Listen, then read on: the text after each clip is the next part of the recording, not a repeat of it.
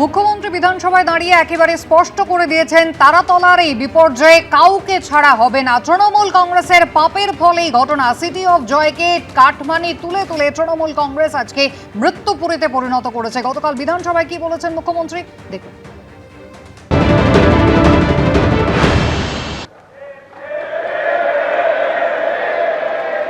একাধিক incident garden rich থেকে শুরু করে শিক্ষা নেননি, সংশোধন করেননি, কোন উদ্ধার কার্যে এনডিআরএফ এবং আর্মিকে কোনোদিন ডাকেননি। গার্ডেন রিচের ধ্বংসস্তূপে আপনার জেলা মুর্শিদাবাদের যারা হাত খুলে মমতা ব্যানার্জিকে ভোট দেয় মুসলিম, তাদের 14 জন চাপা পড়ে মারা গেছিল, একজনকে উদ্ধার করতে পারেননি আপনারা জীবিত। আমরা এটা নিয়ে রাজনীতি করব না, কিন্তু কি করেছেন আপনারা? একটাকেও তো ছাড়ার কোনো সিন নেই। আপনার প্রাক্তন মেয়রের সই আছে এতে, কাউকে ছাড়া হবে না। আপনার ইঞ্জিনিয়ার যাদের নাম আছে, it is found that Sri Aminur Sheikh, Sub Assistant Engineer, Sri Nirmalendu Sardar, Assistant Engineer, Sri Ranjan Das, Executive Engineer, has not discharged their duties and responsibilities in respect of the in-state premises.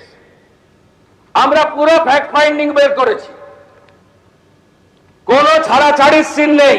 নিহতের পরিবার বিচারের দাবিতে সরব হয়েছেন। গতকাল মুখ্যমন্ত্রী শুভেন্দু অধিকারী বিধানসভায় দাঁড়িয়ে বলেছেন একজন দোষীকেও ছাড়া হবে না।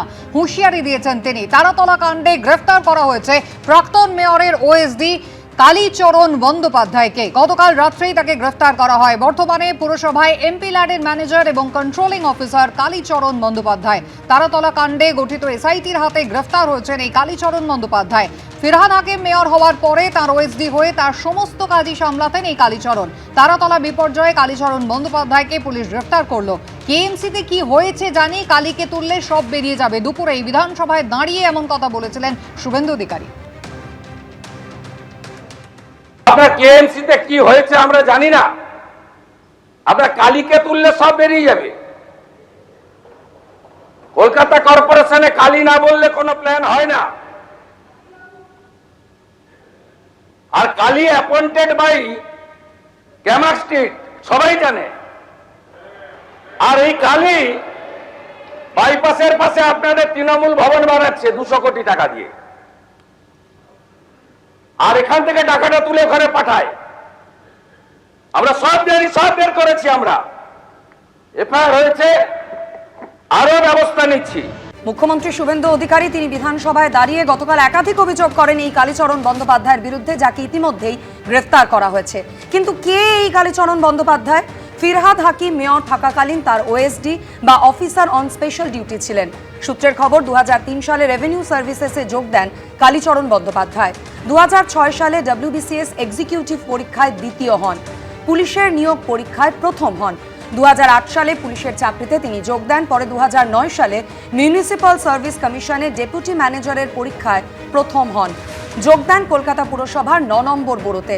সেই সময় এই বোরোরই চেয়ারম্যান ছিলেন ফিরহাদ হাকিম। পুরসভা সূত্রে খবর, ফিরহাদ হাকিম মেয়র হওয়ার পর ওএসডি হিসেবে তার সব কাজ সামলাতেন এই কালীচরণ বন্দ্যোপাধ্যায়। তার হাতে ছিল প্রচুর ক্ষমতা। মেয়রের কাছে পৌঁছতে গেলে এই কালীবাবু হয়েই যেতে হতো সব্বাইকে। এবিপি আনন্দ, এগিয়ে থাকে, এগিয়ে রাখে।